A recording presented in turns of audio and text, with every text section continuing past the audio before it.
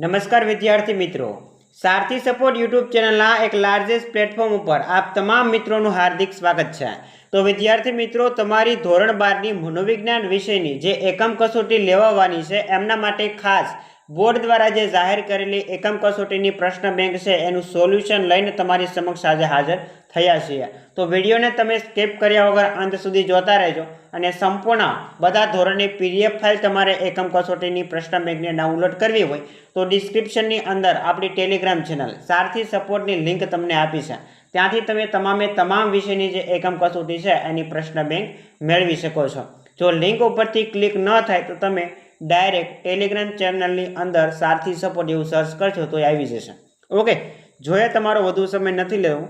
ધોરણ 12 મનોવિજ્ઞાન એની અંદર કયા કયા પ્રકરણની એકમ કસોટી છે તો કે 1 થી 5 જે પ્રકરણ છે એમાંથી તમને પ્રશ્ન એકમ કસોટીની અંદર પૂછવામાં આવશે, જેની અંદર આપણે વિભાગ વાઇઝ વાત કરીએ તો વિભાગ એ માં 5 પ્રશ્ન પૂછાશે, વિભાગ બ માં 5, એના પછી વિભાગ ક માં 2 પ્રશ્ન, વિભાગ ડી માં 2 પ્રશ્ન અને વિભાગ ઈ માં 1 પ્રશ્ન તમને પૂછવાનો રહેશે એવો એકમ કસોટીનો નિયમ કહેશે।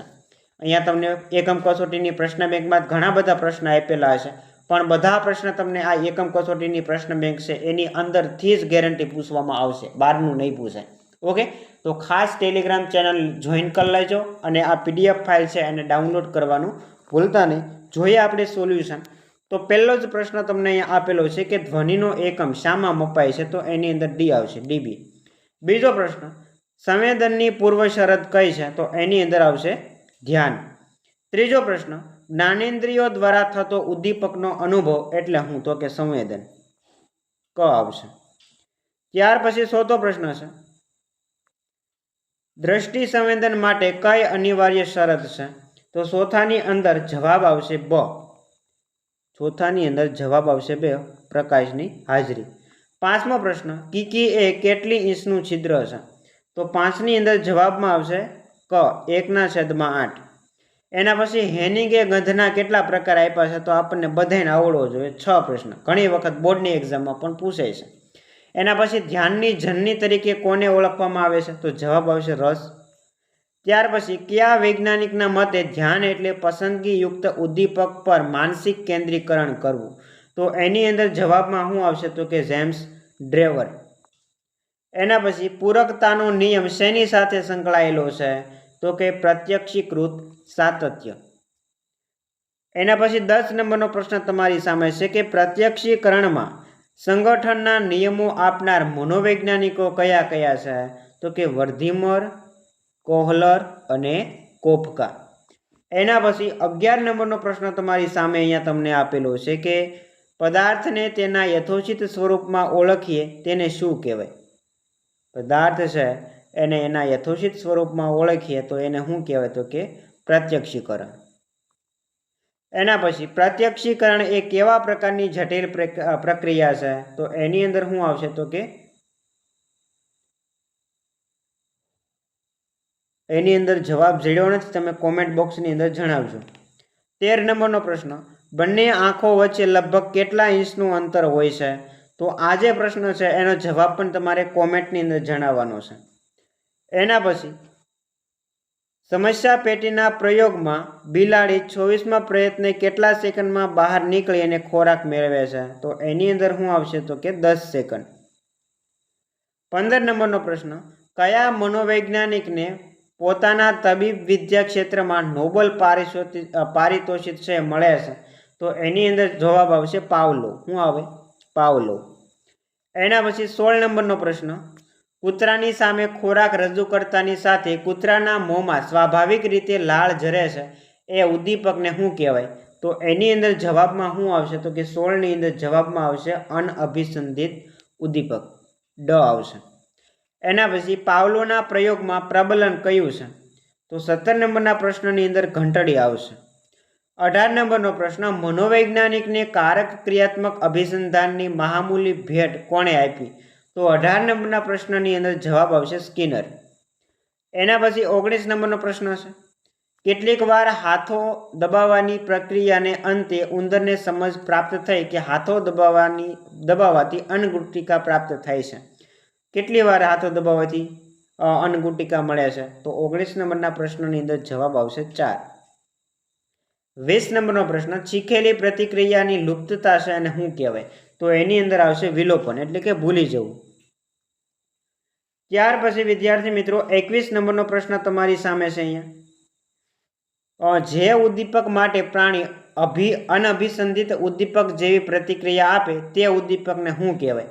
તો 21 નંબરના પ્રશ્નની અંદર જવાબ આવશે બી, અભિસંધિત પ્રતિક્રિયા. એના પછી કયા પ્રકારના શિક્ષણમાં પ્રાણી પ્રતિક્રિયા કરે તો જ એને ખોરાક મળે? તો 22 નંબરના પ્રશ્નની અંદર આવશે કારક અભિસંધાન. શું આવશે? કારક અભિસંધાન. એના પછી વ્યક્તિગત ભિન્નતાને આધારે બુદ્ધિની વ્યાખ્યા આપવાનો પ્રયાસ કોણે સૌ પ્રથમ કર્યો? તો 23 નંબરના પ્રશ્નની અંદર આવશે એબિંગ હોસ. ઘણી વખત બોર્ડની એક્ઝામમાં પણ આ પ્રશ્ન જોવા મળે છે. ત્યાર પછી બુદ્ધિ અંગેનો ત્રિપરિમાણાત્મક સિદ્ધાંત કોણે દર્શાવ્યો? તો એની અંદર જવાબમાં શું આવશે? તો કે ગિલફર્ડ. માનસિક પડકારરૂપ ધરાવતી વ્યક્તિનો બુદ્ધિઆંક કેટલો હોય? તો એની અંદર જવાબ આવશે 70 થી નીચે હોય. 70 થી નીચે. એના પછી સ્ટેનફર્ડ બિને બુદ્ધિ કસોટી અંગ્રેજી ભાષામાં સૌપ્રથમ કોણે રજૂ કરેલી? તો 26 નંબરના પ્રશ્નની અંદર જવાબ શું આવશે? તો કે સાયમન. એના પછી રેવનની બુદ્ધિ કસોટીમાં બહુવૈકલ્પિક પ્રશ્નો કેટલા હોય છે? તો એની અંદર જવાબમાં શું આવશે? તો એની અંદર જવાબમાં આવશે 60. ખેડૂતો, વનપ્રવાસીઓ, જીવવિજ્ઞાનીઓમાં કઈ બુદ્ધિ જોવા મળે? તો 28 નંબરનો જે પ્રશ્ન છે એની અંદર આવશે નૈસર્ગિક બુદ્ધિ. એના પછી 29 નંબરનો પ્રશ્ન, રાજનેતા, ધર્મગુરુ, શિક્ષકોમાં કઈ બુદ્ધિનું વિશેષ પ્રમાણ જોવા મળે? તો કે 29 નંબરના પ્રશ્નની અંદર આવશે આંતરવૈયક્તિક બુદ્ધિ. એના પછી ગાર્ડનરે કયો સિદ્ધાંત આપ્યો? તો કે બહુવિધ બુદ્ધિનો સિદ્ધાંત આપ્યો. એના પછી 31મો પ્રશ્ન, જેવી બોધાત્મક પ્રક્રિયા માટે મગજનો કયો ખંડ જવાબદાર છે? અહીંયા ટાઈપિંગ મિસ્ટેક છે, આયોજન પહેલા આવે. આયોજન જેવી બોધાત્મક પ્રક્રિયા માટે કયો ખંડ જવાબદાર છે? તો એની અંદર આવશે અગ્રખંડ. શું આવે? અગ્રખંડ. બુદ્ધિ ક્ષમતાનું માપન કરવાનું સૂત્ર કોણે દર્શાવ્યું? તો કે સ્ટર્ન. બુદ્ધિ અનેક પ્રકારની શક્તિઓનો સમૂહ છે. તો એની અંદર તમારે કોમેન્ટ બોક્સની અંદર જવાબ કહેવાનો છે. રેવનની બુદ્ધિ કસોટી કઈ સાલમાં રચવામાં આવે છે? તો કે ઈસવીસન 1936ની અંદર. ત્યાર પછી કેટલી બુદ્ધિ ક્ષમતા ધરાવનાર વ્યક્તિનો સમાવેશ સામાન્ય કક્ષામાં થાય છે? તો 35 નંબરના પ્રશ્નની અંદર આવશે 90 થી 109. ઘણું બધું આમાં ટાઈપિંગ મિસ્ટેક થઈ ગયું છે. માનસિક વય ગણતી વખતે કસોટીના દરેક સાચા ઉત્તર દીઠ કેટલી માનસિક વય ગણવામાં આવે છે? તો એની અંદર જવાબમાં આવશે 2 વર્ષ. ટાઈપિંગ મિસ્ટેક થઈ ગયેલી છે ઘણી. સાનવીની શારીરિક અને માનસિક વય સરખી છે તો તેનો બુદ્ધિઆંક કેટલો હશે? તો 37મો જે પ્રશ્ન છે એનો જવાબ તમારે કોમેન્ટમાં જણાવવાનો છે. 38મો પ્રશ્ન, પ્રતિભા સંપન્ન વ્યક્તિઓનો અભ્યાસ ઈસવીસન 1925ની અંદર કોણે કર્યો હતો? તો એની અંદર આવશે ટર્મન. ત્યાર પછી મનોદુર્બળતાના કેટલા પ્રકાર પડે? તો કે 4 પ્રકાર પડે. એના પછી માનવીના વિચાર, વાણી, રીતભાવ અને જીવનશૈલી ઉપર વધુ અસર કરતું પરિબળ કયું છે? તો કે સમૂહ માધ્યમ. એના પછી આપણે આગળ વધીએ વિદ્યાર્થી મિત્રો. તો એના પછી 40 નંબરનો પ્રશ્ન જોઈ લીધો. 41મો પ્રશ્ન જોઈએ. વિવિધ વ્યક્તિ, વસ્તુ, પરિસ્થિતિ કે બનાવ પ્રત્યે જે ખ્યાલો બંધાય એને શું કહેવાય? તો એની અંદર જવાબ આવશે મનોવલણ. એના પછી મનોશારીરિક વર્તનની માનસિક તત્પરતા એટલે શું? તો 42ની અંદર પણ જવાબ આવશે મનોવલણ. 43મો પ્રશ્ન છે એના પછી, મનોવલણ જન્મજાત નહીં પરંતુ કહેવાય હોય તો કે સંપાદિત હોય. માતા પિતા ભાઈ ભાંડુ સાથે થતી વિધાયક પારસ્પરિક આંતરક્રિયા, પ્રેમ, સ્નેહ અને સહકારથી બાળકમાં શું વિકસે છે? તો 44 નંબરનો જે પ્રશ્ન છે એમાં આવશે વિધાયક વલણ. સામાજિક રીત રિવાજો, મૂલ્યો, રહેણીકેણી અને વિચારસરણી આત્મસાત કરવાની જે પ્રક્રિયા છે એને શું કહેવાય? તો કે એની અંદર જવાબમાં આવશે સામાજિકીકરણ. ક આવશે. ત્યાર પછી માનવીના મનમાં રૂઢ થયેલા જે ખોટા ખ્યાલ છે એને શું કહેવાય? તો કે જવાબ આવશે પૂર્વગ્રહ. વર્તમાનપત્રો, ટેલિવિઝન, ટેલિફોન અને મોબાઈલ, ઇન્ટરનેટ જેવી જે સાધનો છે એને શું કહેવાય? તો કે સમૂહ માધ્યમો કહેવાય. શું આવે? સમૂહ માધ્યમ.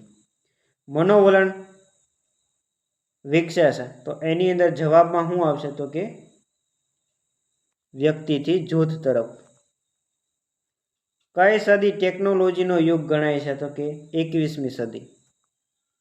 એના પછી માનવીના મનમાં રૂઢ થયેલ ખોટા ખ્યાલો 2 વખત આવી ગયો. પૂર્વગ્રહ. પૂર્વગ્રહમાં પરિવર્તન લાવવા શિક્ષણ સાથે સંદેશ આપનાર વ્યક્તિ અને જૂથની વિશ્વાસપાત્રતા અસરકારક નીવડે છે એવું સંશોધન કરનાર મનોવૈજ્ઞાનિકનું નામ જણાવવાનું છે. તો એની અંદર જવાબમાં શું આવશે? તો કે હાર્ડિંગ એ આવશે. ત્યાર પછી 51 નંબરનો પ્રશ્ન, અશિક્ષિતો પરંપરાગત માન્યતાને વળગી રહેશે માટે પૂર્વગ્રહોમાં પરિવર્તન લાવવા શિક્ષણ જરૂરી છે એવું કયા સંશોધકના સંશોધનમાં જોવા મળે છે? તો 51 નંબરના પ્રશ્નની અંદર આવશે સ્ટેમ્બર. પૂર્વગ્રહ એટલે ઉતાવળિયો અને પૂરતી તપાસ વગર સ્વીકારવામાં આવેલો અભિપ્રાય કે નિર્ણય. આ વ્યાખ્યા કોણે આપી? તો કે એની અંદર જવાબમાં શું આવશે? તો કે ઓકબર્ન. એના પછી પ્રેજ્યુડિસ શબ્દ કઈ ભાષા ઉપરથી બનેલો છે? તો એની અંદર જવાબમાં આવશે લેટિન.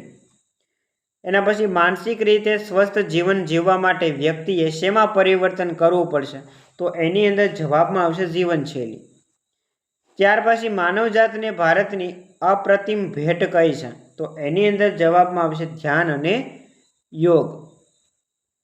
ત્યાર પછી 56 નંબરનો પ્રશ્ન છે, કયા પ્રકારના મનોભારની સ્થિતિમાં વ્યક્તિનું પ્રત્યક્ષીકરણ મર્યાદિત બને છે? તો એની અંદર જવાબમાં શું આવશે? તો કે ઉપરમાંથી કોઈ નહીં, એ કંઈ નહીં આવે. કોણે વિચાર અને લાગણી સંદર્ભે પોતાના વિચારો રજૂ કર્યા છે? તો એની અંદર શું આવશે? તો કે રિચાર્ડ લેજારસ. તબીબી સંભાળને કયા પ્રકારનું સંસાધન કહી શકાય? તો એની અંદર આવશે ભૌતિક. એના પછી મનોભારના ઉદ્ગમ સ્થાનોને કેટલા પ્રકારમાં વહેંચી શકાય? એની અંદર આવશે 3. શારીરિક પ્રતિક્રિયાનું મોડલ કોણે રજૂ કર્યું હતું? તો એની અંદર આવશે શારીરિક પ્રતિક્રિયાનું મોડલ કોણે રજૂ કર્યું હતું? તો એની અંદર આવશે કેનન આવે એની અંદર. એના પછી વોલ્ટર કેનને શારીરિક પ્રતિક્રિયાનું મોડલ ક્યારે રજૂ કર્યું? તો કે 1920. આંતરિક સહજ પ્રતિક્રિયા કઈ છે? તો કે રડવું. અને છેલ્લો વિદ્યાર્થી મિત્રો પ્રશ્ન તમારી સામે છે કે મનોભારની અસરોનું સંશોધન કાર્ય કોણે અને ક્યારે શરૂ કર્યું? તો કે હાન્સ સેલીએ 1956ની અંદર શરૂ કર્યું હતું. આ હતો વિદ્યાર્થી મિત્રો સંપૂર્ણ વિભાગ એ તમારી સામે એકમ કસોટીનો. હવે વિભાગ બી છે એનું સોલ્યુશન આપણે નહીં જોઈએ, પણ તમારે પ્રશ્ન જોતા હોય તો તમે નીચે ધીરે ધીરે સ્ક્રોલ કરું છું ધીરે ધીરે, એટલે તમે સ્ક્રીનશોટ લઈ લેજો અથવા તો તમે ટેલિગ્રામની અંદરથી PDF ફાઇલ મેળવી શકો છો. 67 જેટલા પ્રશ્ન તમને વિભાગ બીમાં આપ્યા છે. વિભાગ સી 2 ગુણનો પ્રશ્ન પૂછાય છે. એની અંદર ટોટલ તમને પ્રશ્ન કેટલા આપ્યા છે? તો કે ટોટલ તમને 54 પ્રશ્ન. અને વિભાગ ડી 3 ગુણના પ્રશ્ન, એની અંદર તમને ટોટલ 51 પ્રશ્ન આપ્યા છે. અને વિભાગ ઈ આપ્યો છે એમાં પણ તમને 27 જેટલા પ્રશ્ન આપ્યા છે. હવે આમાંથી તમારે બધા પ્રશ્ન તૈયાર કરવાની જરૂર નથી. જે વારંવાર પ્રશ્ન પૂછાતો હોય બોર્ડની એક્ઝામમાં એ જ પ્રશ્ન તમારી એકમ કસોટીની અંદર શિક્ષકો પૂછવાનો પ્રયાસ કરશે. એટલે ખાસ તમારે એટલા પ્રશ્ન તૈયાર કરવાના છે, પણ વિભાગ એ અને બી તમારે પરફેક્ટ આ બધા પ્રશ્ન તૈયાર કરવા પડશે. ઓકે, વિડીયો પસંદ આવ્યો હોય તો લાઈક કરો, શેર કરો અને ચેનલ ઉપર નવા હો તો સબસ્ક્રાઈબ કરો. મળીએ દોસ્તો આવા જ નવા વિડીયો સાથે. જય હિન્દ, જય ભારત.